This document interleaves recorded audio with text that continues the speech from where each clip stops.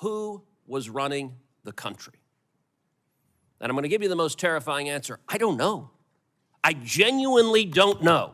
At a Senate Judiciary Committee hearing today, Congress convened to discuss former President Biden and whether or not he was fit to serve. The hearing got off to a shaky start when Democrats walked out on the proceeding, but not before Senator Welch had this to say. So, sure, we can enjoy the pleasure of looking back at the Biden administration and then getting into the weeds about when and where and how the president was acting at any given moment. But, you know, I ask myself before I get into a debate and before I do anything, why am I doing it? And if I do it, does it have the potential to make things better for the people I represent? And if the answer is no, it doesn't have any opportunity to help the folks in Vermont, I just shut up. That's what I do.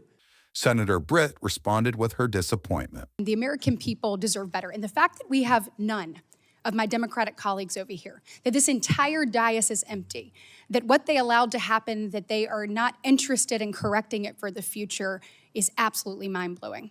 The central focus of the hearing centered around a discussion of the 25th Amendment and Biden's use of the Autopen. Just be clear about this. Autopen means not signed by the person. Autopen is basically push of a button and it gets signed. OLC says only when the president specifically directs it and it is under his direct authority. Do I basically have that right? That's correct, Senator. So based on the facts we know, did that happen in this case with all of the pardons and clemencies and other giveaways that Joe Biden signed?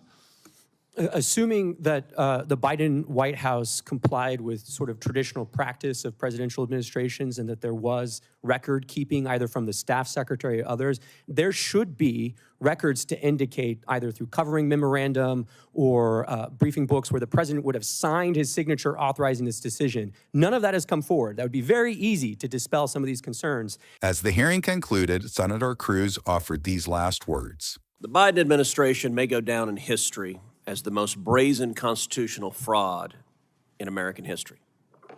A Potemkin presidency fronted by a failing puppet with staffers behind the scenes pulling the strings. For more Congress news, stay tuned to Congress Clips, and thanks for watching.